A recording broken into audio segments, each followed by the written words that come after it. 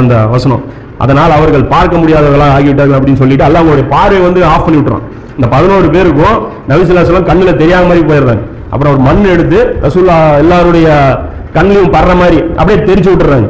தெரிச்சு விட்டுட்டு இந்த ஆயத்தை ஓதிக்கிட்டு அப்படியே வெளியே வர்றாங்க. வெளியே வந்த உடனே ரசூலுல்லாஹ் தாண்டி போயிடுறாங்க. போன உடனே இவங்க 11 பேர் நின்றுட்டே இருக்கிறாங்க. அவரை கடந்து ஒருத்தர் வர்றாரு. யாரு? ரசூலுல்லாஹ் ஒருத்தர் வழியில பார்த்துட்டு அவர் வர்றாரு, நேரா வர்றாரு. இந்த ஊர்ல முக்கிய பிரமுகர்கள் 11 பேர் இங்க வீட்டுக்கு வெளியே நின்றுட்டு இருக்காங்க. என்னப்பா இங்க நின்றுட்டு இருக்கிறீங்க அப்படிங்கிறாங்க. இது மாதிரி சத்தமா சைலண்டா இரு, ரசூலுல்லாஹ் போடுறதுக்காக நாங்க நின்றுட்டு இருக்கிறோம் அப்படிங்கிறாங்க. ரசூலுல்லாஹ் போடுறது அவரு போயிட்டாரு அப்படிங்கிற.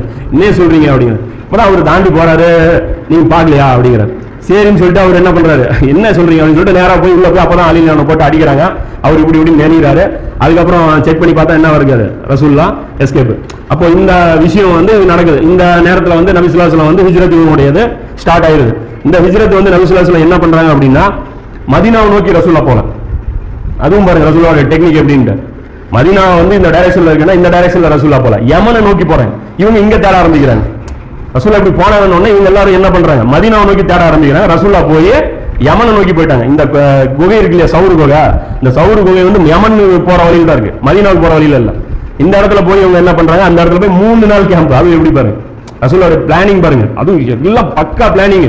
3 நாள் கேம்ப், 3 நாள் அந்த குகையில தங்கிடணும். அது சாப்பாடுக்கு என்ன வழி, ஒரு ஆட்டுக்காரன் ஆட்டு மேய்க்கிறான் அபூபக்கருடைய அந்த அடிமை, அவர்கிட்ட வந்து இன்ஸ்ட்ரக்ஷன், நீங்க வந்து ஆடு வந்து கொண்டு வந்துடணும், உங்க மந்தையா ஈவினிங் டைம்ல கொண்டு வந்துடணும், நாங்க வந்து பாலை கறந்து குடிச்சிருவோம் அப்படின்ட்டு. அதே மாதிரி அவருடைய மகன் அபூபக்கருடைய மகன் அப்துல் ரஹ்மான், அவரை வந்து இன்ஸ்ட்ரக்ஷன், ஊருக்குள்ள என்ன மாதிரி பிளானிங் நடந்துட்டு இருக்கு, என்ன இன்ஸ்ட்ரக்ஷன் நடந்துட்டு இருக்கு, இவங்க என்ன பிளான் பண்ணிருக்காங்க அதெல்லாம் எங்களுக்கு சொல்லிருங்க அப்படின்ட்டு. அது வரைக்கும் ஒட்டகலாம் எடுத்துட்டு போல, பை ரோடு நடந்தா வெறும் 11 கிலோமீட்டர் தான்.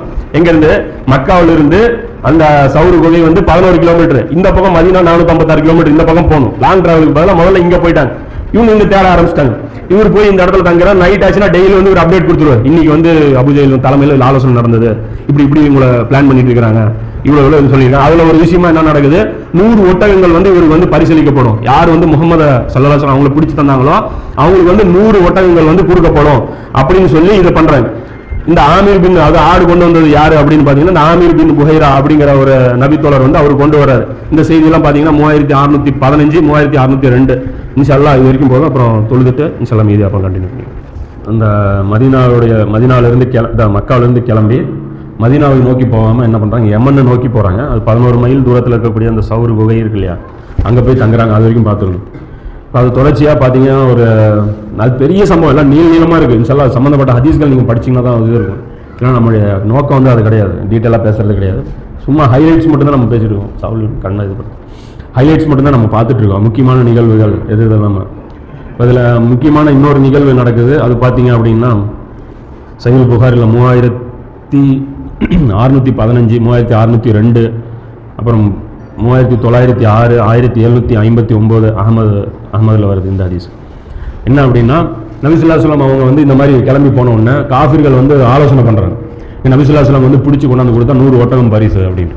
இப்போ இந்த அறிவிப்பு வந்து மக்காவை சுற்றி இருக்கக்கூடிய எல்லா பிரதேசத்திலையும் செய்யப்படுது. செய்யப்பட்ட உடனே இந்த சுராக்கா அப்படின்னு சொல்லிட்டு ஒரு சஹாபி இருக்காரு. அவர் பின்னாடி இஸ்லாத்துக்கு வர்றாரு. அவர் சுராக்கா அப்படிங்கிறவர் வந்து வரக்கா கிடையாது, வரக்கா வந்து ரசூலுல்லாஹ்வுடைய அந்த சுராக்கா. இவர் வந்து என்ன பண்றாரு, இவருடைய அந்த கூட்டத்தினர் மத்தியில் ஒரு ஆலோசனை பண்ணிட்டு இருக்காங்க. இவர் போய் அந்த ஆலோசனையெல்லாம் என்னன்னு போய் உட்கார்றாரு. உட்கார்ந்தா இது மாதிரி ஒரு செய்தி வந்து சொல்லப்பட்டிருக்கு. இது மாதிரி வந்து 100 ஒட்டகம் வந்து பரிசு தரதா மக்கவாசிகள் சொல்லியிருக்காங்க. என்ன வேலை அப்படின்னா முகம்மதையும் அவருடைய தோழரையும் பிடிச்சு தரணும், இதுதான் வந்து வேலை அப்படின்னு சொல்றாங்க. சொன்ன உடனே இவர் என்ன பண்றாரு, அப்படியே உட்காந்து கேட்டுருக்கிறாரு. கேட்டுட்டு இருந்தோம்னா அங்க இருக்கக்கூடிய ஒருத்தன் வெளியூர்ல அப்பதான் போயிட்டு வர்றாரு. அந்த ஆள் வந்து எந்திரிச்சு சொல்றா, அப்படியே நான் ஒரு 2 பேரை வந்து கடற்கரை ஓரமா பார்த்தேன், ஒருவேளை அவங்க முகமதா இருக்கலாம், முகமதா அவருடைய தோழராகவும் இருக்கலாம் அப்படிங்கிறது. உடனே இவர் சுராக்கா என்ன பண்றாரு, ஸ்ட்ரைக் ஆயிடுது இவருக்கு. ஸ்ட்ரைக் ஆகிட்டு இவர் என்ன பண்றாரு, இல்ல அப்படின்னு சொல்லிட்டு, இல்ல அது முகமதா இருக்காது, அதாவது இவருக்கு அந்த பரிசு வாங்கணும் அப்படிங்கிற அந்த உந்துதல் என்ன பண்றாரு, அது முகமதா இருக்காது, நீ யாரையாவது ஒன்று பார்த்து சொல்லிட்டு இருப்ப அப்படின்னு சொல்லிட்டு அப்படியே அந்த சபையில எல்லாரும் கலங்கி போங்க, சும்மா நைட் டைம்ல உட்காந்து நீங்க பேசிட்டு இருக்கிறீங்க அப்படிங்கிறாரு. அதுக்கப்புறம் ரொம்ப நேரம் இவர் உட்காந்துக்கிறாரு. அதாவது இவங்க எல்லாம் இடத்த காலி பண்ண உடனே அதுக்கப்புறம் அவர் அந்த ஆள் சொல்றாருல இந்த இடத்துல பார்த்தேன் அப்படின்ட்டு டக்குன்ட்டு இவர் ஓடுறாரு, குதிரை எடுத்துக்கிட்டு கிளம்பலாம் அப்படின்னு சொல்லிட்டு நேரா ஓடுறாரு. நேரா போனா ரசூலா தூரத்துல இருந்து பார்த்துட்டாங்க. பார்த்தா ரசூலா பார்த்துட்டாரு. பார்த்துட்டு போகும்போது கிட்ட போகும்போது குதிரை ஸ்லிப்பாகி கீழே விழுவுது. என்னடா அது அபசகுனமா குதிரை விழுவுதுன்னு சொல்லிட்டு தண்டனை அம்பு இருக்கு, இந்த 2 அம்பு வச்சிருப்பாங்க அவங்க குறி பார்க்கறதுக்கு. கண்ணை மூடிட்டு ஒன்று எடுப்பாங்க, என்ன அம்பு வருதோ நல்ல அம்பு கெட்ட அம்புன்னு வரும். எடுத்து பார்க்கறாரு, கெட்ட அம்பு வருது. கெட்ட அம்பு வந்தோடனே இவரை பின்தொடரலாமா வேணாமா அப்படின்னு ஆலோசனை வந்து கெட்ட அம்பு வருது. வந்தாலும் 100 ஒட்டகம் அவருக்கு வந்து ஊசலாடுது. அவர் வந்து இல்லை பரவாயில்ல அப்படின்னு சொல்லிட்டு அந்த குறிக்கு மீறி மறுபடியும் ரசூலா ஃபாலோ பண்ணி கொஞ்சம் தூரம் போறாரு. மறுபடியும் குதிரை அதே மாதிரி பண்ணுது, மறுபடியும் அதே மாதிரி பண்ணுது. 3 வாட்டி இதே மாதிரி நடக்குது. அப்ப கிட்ட போகும்போதெல்லாம் பாத்தீங்கன்னா அபூபக்கர் இவரை பின்னாடி திரும்பி பாக்குறாரு. கிட்ட யாரோ ஃபாலோ பண்ணிட்டு துரத்திட்டு வராங்க. ரசூலா ஒண்ணுமே பார்க்காம கூலா போறாங்க, அவங்க பயப்படவே மாட்டேங்கிறாங்க. அப்புறம் அவர் சொல்றாரு, அபூபக்கர் வந்து என்னை திரும்பி பார்த்துட்டே இருந்தாரு, ஆனா ரசூல்லா ஒரு வாட்டி கூட என்னை திரும்பி பார்க்கல அப்படின்னு. அதுக்கப்புறம் ரொம்ப ஒரு 3வது வாட்டியும் அந்த குறி கேட்டு அதுக்கப்புறம் ரசூல்லா கிட்ட போகும்போது அந்த குதிரையோடைய கால்கள் அப்படியே மண்ணை வந்து புதைச்சிக்குது. புதைச்சி ஒன்று அவர் கத்துறாரு, இந்த மாதிரி காப்பாத்துங்க அப்படிங்கிறாரு. அப்புறம் ரசூல்லா திரும்பி பார்த்துட்டு துவா செய்ய சொல்லி அவர் கேட்கிறாரு, சுரக்கா இந்த மாதிரி வந்துட்டு எனக்கு வந்து காப்பாத்துங்க, இந்த மாதிரி வந்து நான் இந்த மாதிரி வந்து உங்களுக்கு ஃபாலோ பண்ண மாட்டேன், உங்களை பத்தி தகவல் சொல்ல மாட்டேன். அப்ப ரசூல்லா கிட்ட வராங்க, வந்து சொல்றாங்க என்னை பத்தி நீ தகவல் சொல்லாத. அவர் ஒரு ஆஃபர் கொடுக்குற ரசூல்லா, இந்த மாதிரி நீங்க போற வழியிலேயே என்னுடைய ஒரு அடிமையுடைய ஒரு முகாம் இது வருது, இடம் வருது, அந்த இடத்துல போய் நீங்க வேணுங்கிற ஒட்டகம் எல்லாம் எடுத்துங்க அப்படிங்கிறாரு. அப்ப அவர் என்ன சொல்றாரு, ரசூல்லா வேண்டாம், உன் பொருள்ல எனக்கு எதுவும் வேண்டாம் அப்படின்னு சொல்லிட்டு அவர் என்ன சொல்றாரு, எனக்கு வந்து அவங்களுடைய செய்தி என்னுடைய செய்தி அவங்கள டைவர்ட் மட்டும் பண்ணி விடுங்க அப்படிங்கிற. குறைஷிகள் தேடிட்டு வந்தாங்கன்னா அவங்கள டைவர்ட் மட்டும் பண்ணி விடுங்க அப்படிங்கிற. சரி நான் அதை நான் பண்ணிடுறேன் அப்படிங்கிறார். அது வந்து அதுக்கப்புறம் துவா செஞ்சதுக்கப்புறம் அவர் என்ன பண்றாரு, டைவர்ட் ஆகி அவர் வந்துட்டு அவர் பின்னாடி தேடிட்டு வராங்க அபூ ஜஹல் இவங்கெல்லாம். எங்க இந்த மாதிரி இந்த வழியா முகமது பாத்தியா அப்படிங்கிறாங்க. இல்ல அவங்க இந்த வழியெல்லாம் இல்லைங்க அப்படின்னு சொல்லிட்டு இவர் மறைச்சிடுறாரு. இதே இந்த இவர் வரும்போதே இன்னொரு சம்பவமும் நடக்குது. நபி ஸல்லல்லாஹு அலைஹி வஸல்லம் இவர் பின்னாடி திரும்பி பாக்குறாங்க, அந்த குதிரை வந்து கால்களை வந்து புதைச்சிக்குது இல்ல, அந்த நேரத்தில் இவர் கத்துறாரு, எனக்கு காப்பாத்துங்க காப்பாத்துங்கன்ட்டு. அப்ப ரசூல்லா வந்துட்டு இவருடைய கையை பார்த்து சொல்றாங்க, உன்னுடைய கைகள்ல கிஸ்ராவுடைய வளையங்களை நான் பாக்குறேன், கிஸ்ராவுடைய காப்புகள் வந்து நான் உங்களுடைய கையில பாக்குறேன் அப்படிங்க. இது வந்து இந்த செய்தி நம்பர் எடுக்கல, தலாயிலுன் நுபுவான்னு சொல்லிட்டு பைஹகி இமாமுடைய ஒரு புத்தகம் இருக்கு, அதுல வந்து இந்த செய்தி வருது. ரசூல்லா வந்துட்டு சுரக்காவை பார்த்து சொல்றாங்க, கிஸ்ராவுடைய தங்க காப்புகள் உன்னுடைய கையில நான் பாக்குறேன் அப்படி. அதாவது என்னன்னா ஒரு காலத்துல கிஸ்ரா ஜெயிக்கும், அது உங்ககிட்ட அந்த தங்க காப்பு வரும் அப்படிங்கிற அந்த முன்னறிப்பு ரசூல்லா சொல்றாங்க. சொன்ன உடனே இந்த செய்தியிலே கூட அவர் சொல்றாரு, இவர் சாதாரண அதாவது இந்த மாதிரி அசாதாரணமான நிகழ்வுகள் பார்த்து நான் அப்பவே முடிவு பண்ணிட்டேன் இவர் சொல்றது கண்டிப்பா நடக்கும் அப்படின்ட்டு. அப்புறம் பின்னாடி உமர் ரலியல்லாஹு ஆட்சி காலத்துல இந்த கிஸ்ராவுடைய ஒரு கோட்டைக்கு வந்து வெல்றது படை போகுது, அதுல இவரும் ஒரு ஆளு யாரு, சுரக்கா. கரெக்டா அவர் ஜெயிச்சிடறாரு. ஜெயிச்சதுக்கு அப்புறம் என்ன ஆகுது, அந்த கனிமத் பொருள் வந்து பங்கு போட்டுட்டு இருக்கிறாங்க. அப்போ அதே 2 காப்பு வருது. அவர் சொல்றாரு, ஒரு வாட்டி நான் கையில போட்டு பாத்துக்கிறேன் அப்படின்னு சொல்லிட்டு அவர் போட்டு பாக்குறாரு. அது ரசூல்லா வந்துட்டு எனக்கு இந்த மாதிரி சொன்னாங்க, தங்கம் ஹராம் தான் இருந்தாலும் நான் வந்து போட்டு பார்க்கணும், ரசூல்லா முன்னறிவிப்பு செஞ்சிருக்காங்க, இந்த காப்புகள் என் கையில இருக்குன்னு சொல்லிட்டு அப்புறம் போட்டு கழட்டிடுறாரு. ஒரு வாட்டி போட்டு கூட அந்த கழட்டிடுறாரு. அந்த அளவுக்கு ரசூல்லாவுடைய அந்த முன்னறிவிப்பு நடைபெறுது. இது வந்து தலாயிலுன் நுபுவால இருக்கு அந்த தங்க காப்புடைய அந்த செய்தி, அது வந்து நம்பர் நான் நோட் பண்ணல. இது வந்து அடுத்தது நபி ஸல்லல்லாஹு அலைஹி வஸல்லம் என்ன பண்றாங்க, இந்த மாதிரியான பல ஸ்டேஜஸ் நடக்குது. அப்புறம் போய் இந்த குகையில தங்கும் போது அங்க வந்து இந்த சிலந்திகள் கூடு கட்டுறது, அப்புறம் அந்த புறா முட்டை போடுறது, அப்புறம் அந்த கூட்டத்தினர்லாம் வர்றது, அந்த குகையில் அல்லாஹ் வந்து அந்த ஆயத்தை இறங்குனது, அதெல்லாம் நிறைய விஷயங்கள் இருக்குது. அது எல்லாமே அந்த புகாரில் அந்த மேல் சொன்ன அந்த நம்பர்ல பாத்தீங்க அப்படின்னா அந்த செய்தி எல்லாமே ஃபுல் டீடைல் அதுல இருக்கு.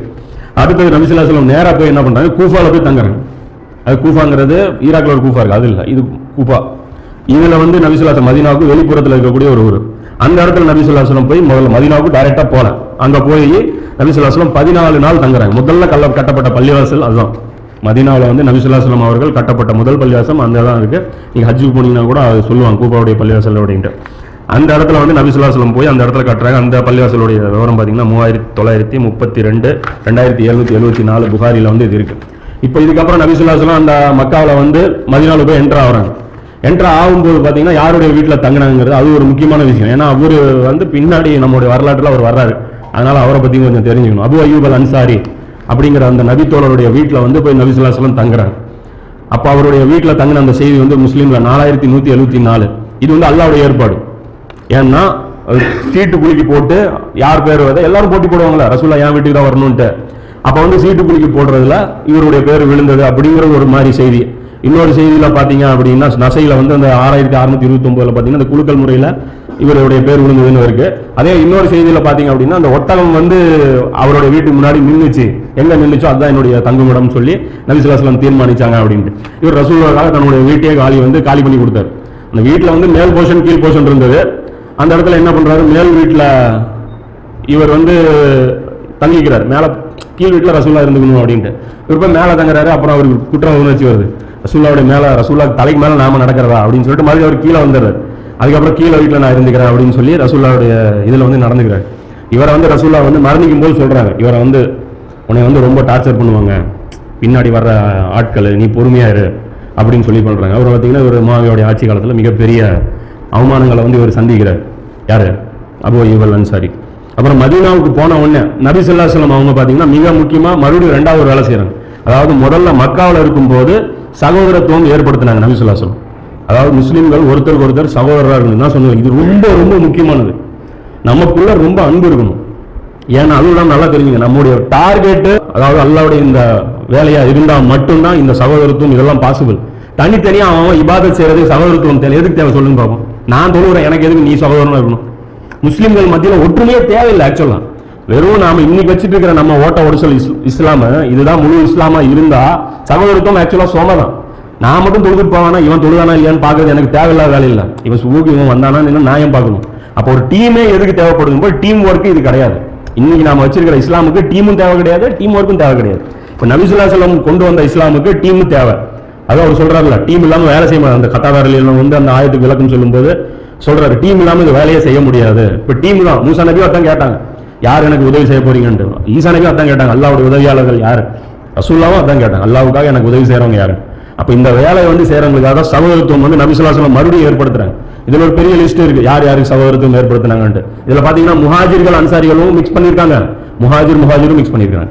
எல்லாமே இப்படியே மட்டும் நடக்கல, மதீனா மட்டுமே நடக்கல. இப்ப எல்லாம் லிஸ்ட் போட்டு முடிச்சுட்டாங்க. முடிச்சிட்டதுக்கு அப்புறம் பாத்தீங்கன்னா சகோதரத்துவம் ஒரு ஆள் மீதி, யாரு? அலி ரலியல்லாஹு அன்ஹு. அப்துல்லா இப்னு உமர் ரலியல்லாஹு அன்ஹு அவர்கள் அறிவிக்கிறாங்க, நபி ஸல்லல்லாஹு அலைஹி வஸல்லம் அவர்கள் மதீனாவுக்கு வருகை தந்து தமது தோழர்களை சகோதரர்களாக்கி வைத்தார்கள். அப்போது அலி ரலியல்லாஹு அன்ஹு அழுகவாறு நபி ஸல்லல்லாஹு அலைஹி வஸல்லம் அவர்களிடம் வந்தார்கள். எனக்கு யாரையும் சகோதரராக ஆக்கவில்லையே என்று கூறினார்கள்.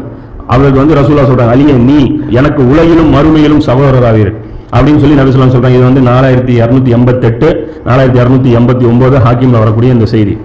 இது பாத்தீங்க அப்படின்னா நபி ஸல்லல்லாஹு அலைஹி வஸல்லம் அவங்களுக்கு சகோதரர் வந்து மதீனாவுல யாரு? அலி ரலியல்லாஹு அன்ஹு. அதனால பாத்தீங்கன்னா மஸ்ஜிது நபவிக்குள்ள பாத்தீங்கன்னா குளிப்பு கடமையான நிலையில கூட வர்றதுக்கு அலி ரலியல்லாஹு அன்ஹுக்கு மட்டும்தான் பர்மிஷன் இருந்து.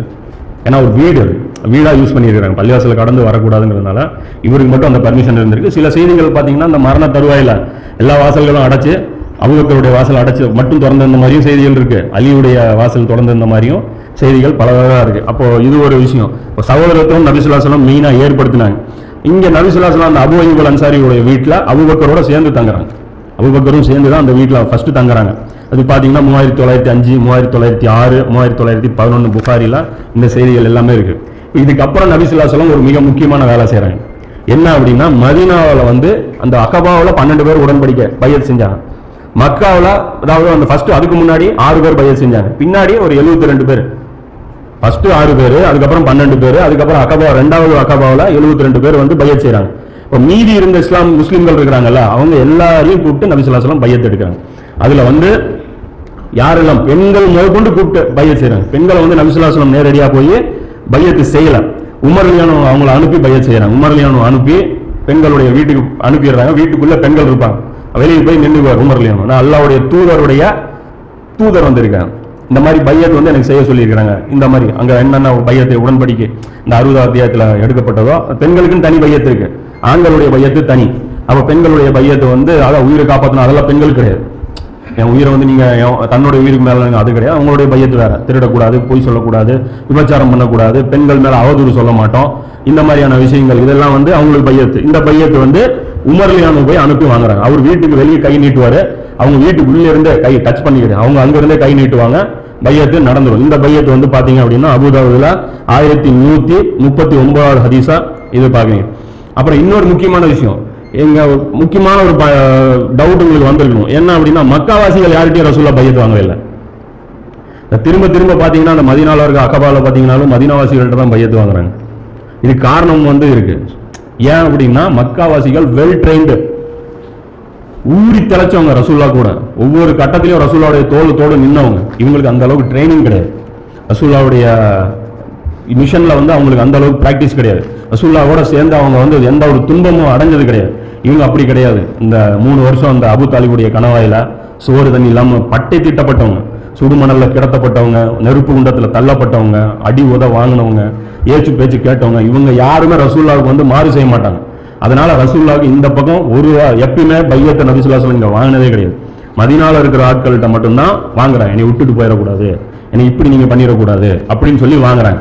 இதுக்கு ஒரு உதாரணமா பாத்தீங்கன்னா இந்த மக்காவுக்கும் மக்கா முஹாஜிர்களுக்கும் இது சஹாபாக்களை பிரிக்கிறேன்னு நினைச்சக்கூடாது. இது இருக்க ஃபேக்ட். அது என்ன அப்படின்னா மக்கா முஹாஜிர்களுக்கும் அன்சாரிகளுக்கும் இருக்கக்கூடிய ஒரு வித்தியாசம் என்ன அப்படின்னா ஒரு சம்பவத்தின் மூலமா நம்ம சிம்பிளா புரிஞ்சிடும்.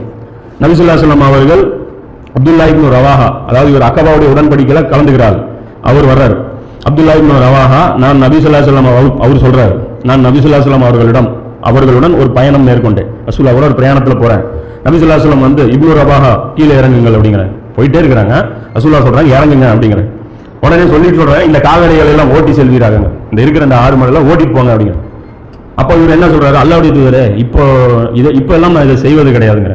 இந்த வேலையை நான் விட்டுட்டேன், ஆடு மேய்க்கிறதெல்லாம் இப்போ நான் பண்றது இல்லை, இந்த மேய்க்கிற வேலை கால்நடை ஓட்டுற வேலை நான் இப்போ செய்யறது இல்லை அப்படிங்கிறேன். பக்கத்துல உமர்ல ஒன்று இருக்கிறாரு. அவர் என்னங்கிறாரு, கேட்டுக்கொள் மற்றும் கட்டுப்படுங்கிற. அதாவது சமீனா தானா அப்படிங்கிற, கேளு செய்ய அவ்வளவுதான், எதுவும் பேசாத அப்படிங்க. இதான் வித்தியாசம், புரியுதுங்களா? இங்க போயிட்டு இருக்கிறாங்க, வண்டியில போயிட்டு இருக்காங்க, வண்டியில 2 பேரும் சேர்ந்து போயிட்டு இருக்கிறீங்க, திடீர்னு இறங்கி இதை பார்த்துக்கோ அப்படின்னா இவர் கேட்கிறாரு, நான் அதை செய்ய மாட்டேன் அப்படிங்கிறாரு. அது புதுசு, இவருக்கு தெரியாது ரசூலுல்லாஹ்வுடைய பேச்ச எப்படி எடுத்துக்கணுங்கிற அந்த இது தெரியாது. அதனாலதான் உஹது போர்ல பிரச்சனை வருது. உஹது போர்ல வந்து அந்த 50 வீரர்கள் இருந்தாங்க இல்லையா, அதுல இறங்கி போனவங்க எல்லாம் யாரு? அன்சாரி. ஏன்னா அவங்களுக்கு அந்த அளவுக்கு வந்து அவங்களுக்கு ட்ரைனிங் கிடையாது. முஹாஜிர்கள் யாரும் இறங்கல. முஹாஜிர்கள் ஒரு 12-13 பேர் இருந்தாங்க, அவங்க இறங்கல, அவங்க நின்றுட்டே தான் இருந்தாங்க, எல்லாரும் இறங்கல அந்த இடத்துல. முஹாஜிர்கள் நின்னாங்க, அன்சாரிகள் போயிட்டாங்க. இது வந்து உமர்லியாவுடைய மெச்சூரிட்டி பாரு. அவருக்கு தெரியும் ரசூலுல்லாஹ் சொன்னா கேட்க கூடாது, ஏன் எதுக்குலாம் பார்க்க கூடாது, என்ன சொன்னாலும் முதலிருந்து இறங்கி நின்று கொண்டா நெருங்கணும், போறோம்னா போயிடும். குதிரை விட்டுட்டு போறாரு, அதாவது ஹாஜர் வந்து இப்ராஹிம் நபி விட்டுட்டு போனா என்ன ரெஸ்பான்ஸோ அந்த ரெஸ்பான்ஸ் இருக்கணும் அப்படிங்கிறது இவங்களுக்கு தெரியும். உடனே அவர் கீழே இறங்கிட்டு யாரு ஒரு கவிதை படிக்க ஆரம்பிச்சிடுறாரு உமர்லியானோ, இறைவா இவரும் குதிச்சிடுறாரு. இவருக்கு ஆர்டர் போட்டாச்சு, இந்த இடத்துல இவருக்கு பாருங்க படம், இவருக்கு சொன்னது எனக்கும் தான் அப்படிங்கிறாரு. யாரு?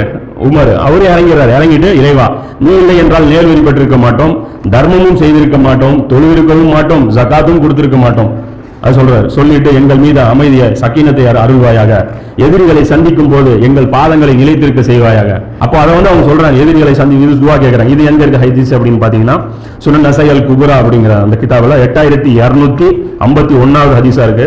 பைஹக்கில பாத்தீங்கன்னா 10வது வால்யூம்ல 227வது ஹதீஸா இது இருக்கு. இப்போ இதெல்லாம் பாத்தீங்கன்னா முஹாஜிர்கள் யாரு, அன்சாரிகள் யாரு, இவங்க. சரி, இப்போ மதீனால இருந்த நிலை வந்து சொன்னல, யூதர்கள் இருந்தாங்க, அப்போ காஃபி முஷ்ரிக்கள் இருந்தாங்க, அதாவது ஹவுஸ் கஜரஜ் கூட்டம் இருந்தது, இந்த 3 யூதர்கள் இருந்தாங்க. சரி, இவங்களுடைய ரெஸ்பான்ஸ் எப்படி இருந்தது ரசூலுல்லாஹ் ஊருக்கு வந்ததுக்கு அப்புறம்? இது ரொம்ப முக்கியமான விஷயம், இது கடைசி விஷயம், இதோட முடிச்சுக்கலாம். இங்க என்ன இவங்களுடைய ரெஸ்பான்ஸ் எப்படி இருந்தது அப்படின்னு பாத்தீங்க அப்படின்னா, புகாரில 6254, 6207, 5663, 4566 இது எல்லாமே புகாரி தான்.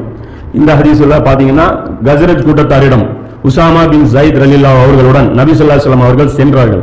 சாது பின் உபாதாவிடம் சென்றார்கள். வழியில் முஸ்லிம்கள், முஷ்ரிக்குகள், சிலை வணங்கிகளின் பூசாரிகள், யூதர்கள் சேர்ந்து அமர்ந்திருந்தார்கள். உசாமா இப்னு ஸைத் யாரு? ரசூலுல்லாஹ்வுடைய அடிமையுடைய, அதாவது அந்த பேர பையன் மாதிரி உசாமா, அதாவது ஸைதுடைய மகன். அவரை கூட கூட்டிட்டு நபி ஸல்லல்லாஹு அலைஹி வஸல்லம் போறாங்க. யாரை பார்க்க போறாங்க அப்படின்னா சாது பின் உபாதா. சாது பின் உபாதா யாரு அப்படின்னா கஜரஜ் கூட்டத்துடைய தலைவர். அவர் பெரிய கூட்டம் அவர் தான். இன்னொரு சஹாபி இருக்கார், அவர் வந்து சாது பின் முஆத். 2 பேருமே வந்து சாத் தான். சாது பின் உபாதா, சாது பின் முஆத். இவர் வந்து கஜரஜ் கூட்டத்துடைய தலைவர், அவர் ஹவுஸ் கூட்டத்துடைய தலைவர். இவங்க 2 பேர்கிட்ட தான் பதில் போல நபி ஸல்லல்லாஹு அலைஹி வஸல்லம் ஆலோசனை கேட்பாங்க. நான் ஆலோசனை கேட்கிறேன் சொல்லுங்க அப்படின்னா இவங்களுடைய பதில் தான் ரசூலுல்லாஹ் எதிர்பார்ப்பாங்க. அப்ப இவர் வந்து நம்ம மைண்ட்ல வச்சுக்கணும், சாது பின் உபாதா வந்து மைண்ட்ல நம்ம வச்சுக்கணும். இவர் வந்து அகல் போர்ல வந்து இவர் கொல்லப்படுவார். யார்? சாது பின் உபாதா. இப்ப இவர் என்ன பண்றாரு, இவரை பாக்குறதுக்காக, அதாவது ஊருக்கு வந்துட்டாங்க மதீனாவுக்கு, அன்சாரிகளுடைய தலைவரை சந்திக்கிறது நபி ஸல்லல்லாஹு அலைஹி வஸல்லம் போயிட்டு இருக்காங்க. வழியில முஸ்லிம்கள், முஷ்ரிக்குகள், சிலை வணங்கிகளுடைய பூசாரிகள், யூதர்கள் எல்லாரும் சேர்ந்து ஒரு குரூப்பா உட்கார்ந்துட்டு இருக்காங்க. அதில் அப்துல்லா இப்னு உபை மற்றும் அப்துல்லா பின் ரவாஹாவும் இருந்தாங்க. அதான் அப்துல்லா இப்னு ரவாஹா இருந்தாங்கல்ல, இந்த அக்கபாவுல இருந்தவர், அவரும் இருக்காரு. இந்த அப்துல்லா இப்னு உபை யாரு? நயவஞ்சகத்துடைய தலைவன், இவனும் உட்கார்ந்துட்டு இருக்கான். இப்போ இந்த இடத்துல வந்து நபி ஸல்லல்லாஹு அலைஹி வஸல்லம் அவர்கள் கழுதையில போறாங்க, புழுதி வாரி இறக்க போறாங்க. இவன் மூக்க பொத்திட்டு என்னங்கிறான், இங்க வந்து இவங்கெல்லாம் கலீஸ் பண்ணிட்டு இருக்காதீங்க அப்படிங்கிற, டபுள் மீனிங்கா பேசுறானா, இங்க வந்து அசிங்கம் பண்ணாதீங்க அப்படின்னு. இப்ப வந்து இவருக்கு கலாட்டா பண்றாரு அப்படின்னு சொல்லிட்டு அவன் பேசுறான். எங்கள் மீது புழுதி வாரி இறைக்காது அப்படின்னு சொல்லிட்டு என்னங்கிறான், நபி ஸல்லல்லாஹு அலைஹி வஸல்லம் போய் மொதுவா முஸ்லிம்கள் கலந்துருக்கிறதுனால சலாம் சொல்றாங்க. சலாம் சொல்லிட்டு அவங்களுக்கு இஸ்லாத்துக்கு அழைப்பு கொடுக்குறாங்க எல்லா கூட்டத்திற்கும். சொல்லிட்டு அதுக்குள்ள குர்ஆன்ல ஒரு சில விஷயங்களை ஓதி காமிக்கிறாங்க. அப்ப என்னங்கிறான் அப்துல்லா இப்னு உபை, இவன் என்ன சொல்றான், நீர் சொல்வது விட சிறந்த சொல் இல்லை என்றும் இது சத்தியம்தான் என்று இருக்குமானால் எங்கள் சபையில் வந்து எங்களை தொந்தரவு செய்யாது. இது சத்தியம் தானே, நல்ல சொல் தானே, அப்ப ஏன் இங்க வந்து சொல்லிட்டு இருக்கிறா, இங்க வந்து சொல்லாத, இப்போ உங்க இடத்துல போய் உட்காந்துருவோம், யாராவது எங்க ஆளுங்க வந்து உங்க சபைக்கு வந்து உட்காந்தாங்கன்னா அப்ப நீ வந்து இந்த படி இங்க வந்து நாங்க குரூப்பா சேர்ந்து இருக்கிற இடத்துல நீ வந்து இதெல்லாம் பண்ணக்கூடாது அப்படின்னு சொல்லி அவங்க வந்து நபி ஸல்லல்லாஹு அலைஹி வஸல்லம் அவங்க வந்து அவமானம் பண்றான். எங்களை சேர்ந்தவர் உங்களிடம் வரும்போது அதை கூறும் அப்படின்னு சொல்லி அவன் எகத்தாளமா பேசுறான். அப்ப அங்க இருக்கிற அப்துல்லா இப்னு ரவா என்ன சொல்றாங்க, சத்தம் போடுறாங்க, இல்ல அல்லாஹ்வுடைய தூதரே நீங்க சொல்லுங்க, நாங்க இதை விரும்புறோம், நீங்க இது சொல்லுங்க அப்படிங்கிறான். இவன் வந்து என்னங்கிறான், நான் தான் பேசுறேன்ல அப்படிங்கிறான். இது அப்படியே வாக்குவாதமா ஆகி கடைசி அடிதடி வரைக்கும் போயிடுது. அதுக்கப்புறம் ரசூல்லா வந்து அமைதிப்படுத்துறாங்க. அப்ப ரியாக்ஷன் பாருங்க, இவனுக்கு வந்து கடுப்பு. அப்புறம் அவர் நேரா போய் என்னங்கிறாங்க, சாத் பின் உபாதாட்ட போய் இந்த மாதிரி வந்து நான் வந்தேன், இந்த மாதிரி அப்துல்லா இப்னு உபை வந்து என்னை வந்து இன்சல்ட் பண்றான், மற்றவங்க வந்து அதில் அப்படி அமைதியா இருந்தாங்க, இவன் வந்து என்னை இன்சல்ட் பண்றான் அப்படின்னு சொல்லி ரசூல்லா போய் புகார் தெரிவிக்கிறாங்க. அப்ப அவர் சொல்றாரு, சாத் பின் உபாதா விட்டுருங்க அல்லாஹ்வுடைய தூதரே, நீங்க வர்றதுக்கு கொஞ்ச நாளைக்கு முன்னாடி தான் நாங்க அவனை மன்னராகவே தேர்ந்தெடுத்து வச்சிருந்தோம், முடிச்சுட்டதுக்காக கிரீடம் எல்லாமே தயார் பண்ணி வச்சிருந்தோம், அதை பண்ணி அவனுக்கு ஃபங்க்ஷன் நடக்கிறதுக்குள்ள நீங்க வந்துட்டீங்க, அவனுக்கு எல்லாம் போச்சு, அந்த கடுப்புல அவன் இருக்கிறான், அதனால வந்து அவனை வந்து நீங்க இது பண்ணாதீங்க, உங்களுடைய கண்ணியத்தை பத்தி சொல்லவே வேணும், அல்லாஹ் உங்களுக்கு கண்ணியத்தை கொடுத்துருக்கான், இவனை எல்லாம் போய் நீங்க மைண்ட் பண்ணாதீங்க. ஆனா இவன் கடைசி வரைக்கும் நபி ஸல்லல்லாஹு அலைஹி வஸல்லம் மேல ஒரு கார்பரேஷன் இஸ்லாத்தை ஏத்துக்கல, பத்ர் போருக்கு அப்புறம் இஸ்லாத்தை ஏத்துக்கிறான். ஏன்னா கனிமத்து கிடைக்குது, கனிமத்தை பார்த்துட்டு இஸ்லாத்துக்கு வர்ற, அப்படி வந்துட்டும் இஸ்லாத்துல உறுதியா இல்ல. இப்ப இந்த செய்தி எல்லாம் இது தெரிஞ்சுக்கணும். அதாவது முனாஃபிக்குகள் இப்படி இவனுடைய தலைவரத்துல இப்படி ஒருத்தர். சரி, யூதர்களுடைய ரெஸ்பான்ஸ் என்ன? அந்த 2-3 கூட்டம் இருக்குல்ல, இவங்க தான் ஆல்ரெடி சொல்லிட்டு இருந்தவங்களாச்சே, இறை தூதர் வரப்போறாரு, இறை தூதர் வரப்போறாரு அப்படின்ட்டு. அப்ப இவங்களுடைய ரெஸ்பான்ஸ் என்னாச்சு அப்படின்னு பாத்தீங்கன்னா, மஹமூத் பின் லபீத் அப்படிங்கிற ஒரு நபி தோழர் அறிவிக்கிறாங்க, நபி ஸல்லல்லாஹு அலைஹி வஸல்லம் அவர்களுடைய வருகைக்கு சில தினங்கள் முன் ஒரு யூதர் எங்களின் நட்பு குலத்தை சேர்ந்தவன் ரசூலுல்லாஹ் வர்றதுக்கு கொஞ்ச நாள் முன்னாடி வர்றான், வந்து அட்வைஸ் பண்றான். யாருக்கு? அந்த மக்கா மதீனாவில் இருக்கக்கூடிய அந்த அன்சாரிகள் வந்து அட்வைஸ் பண்றான், மரணத்துக்கு பின்னாடி ஒரு வாழ்க்கை இருக்கு, கேள்வி கணக்கு இருக்கு, நியாய தராசு இருக்கு அல்லாஹ் இடத்துல, அதுல வந்து கரெக்டா அமல்கள் நிறுத்தப்படும், தீ அமல்கள் அதிகமா இருந்தா நரகம் போயிருவீங்க, நல்ல அமல் இருந்தா சொர்க்கம் கிடைக்கும் அப்படின்னு சொல்லி உபதேசம் பண்றான். அது சொல்ல உடனே இவங்களுக்கு ஆச்சரியமாகுது, என்னடா யூதர் நீயும் இதெல்லாம் நம்புறியா, நீ வந்து இந்த விஷயங்கள்லாம் முஸ்லிம்கள் சொல்றதாச்சே, இந்த மக்காவுக்கு போய் உடன்படிக்கை எடுத்துட்டு வந்தவங்க இதெல்லாம் சொல்றாங்க, நீயும் இதெல்லாம் பேசுற அப்படிங்கிறோன்னா அவன் ஆமா அப்படிங்கிறான். ஆமான்னு சொன்ன உடனே அதுக்கப்புறம் வந்து நரகத்தில் அவன் சொல்றான், எந்த அளவுக்கு நான் இதை நம்புறேன் அப்படின்னா, நரகத்திற்கு பகரமாக உலகில் ஒரு பெரிய நெருப்பு குண்டம் இருந்து அதில் என்னை போட்டு மூடிவிட்டால் கூட நரகத்தில் இருந்து விடுதலை கிடைத்து விடும் என இருந்தால் நான் உலகிறதுக்கு விருப்பப்படுவேன். அதாவது அதுக்கு பதிலாக எனக்கு உலகத்திலேயே நெருப்பிலேயே போட்டு நீ வேக வச்சா கூட நான் வந்து மறுமையை தான் விரும்புவேன். அவன் மறுமை வலியுறுத்தி பேசுறான், அந்த அளவுக்கு வலியுறுத்தி பேசுறான். இப்படி சொன்ன உடனே அவர் கேட்கிறாரு, அப்படி பயப்படுறியா, அந்த மறுமையுடைய அடையாளம் தான் என்ன சொல்லு அப்படிங்கிற. அப்ப அவன் சொல்றான், இந்த மதீனாவுடைய அந்த திசைக்காக மக்காவுடைய திசையை காமிச்சு சொல்றான், இந்த வழியா ஒரு இறை தூதர் வருவாரு அப்படிங்கிறான், இந்த வழியா ஒரு இறை தூதர் இங்க வருவார், அவரு தான் மறுமை நாளுடைய அடையாளம். சரி, இது எப்போ நடக்கும் அப்படின்னு கேட்டா, ஒரு சஹாபி ஒருத்தர் இருக்கிறார், அவரை அது சின்ன வயசு, அவரை காப்பிச்சு சொல்றான், இவர் வயசு ஆகிறதுக்கு முன்னாடி இவர் மட்டும் நீண்ட காலம் வாழ்ந்தார் அப்படின்னா இவர் கிழவனாகிறதுக்கு முன்னாடி அந்த இறை தூதர் வந்துருவாரு, அந்த காலம் நெருங்கிடுச்சு அப்படிங்கிறான். இது சொல்லிட்டு கொஞ்ச நாள் தான் நடக்குது, ரசூலா வந்துடுறாங்க, இவங்க எல்லாரும் ஈமான் கொண்டுறாங்க. யாரு? இவன் பேச்சை கேட்டு இவங்க எல்லாரும் ஈமான் கொண்டுறாங்க. பிறகு நபி ஸல்லல்லாஹு அலைஹி வஸல்லம் வந்தார்கள், நாங்கள் அனைவரும் ஈமான் கொண்டோம், ஆனால் அவனோ நபி ஸல்லல்லாஹு அலைஹி வஸல்லம் அவர்கள் மீது பகைமை கொண்டு நிராகரித்தான். இவன் என்ன பண்றான்? ரசூலா மேல பகைமை கொண்டான்.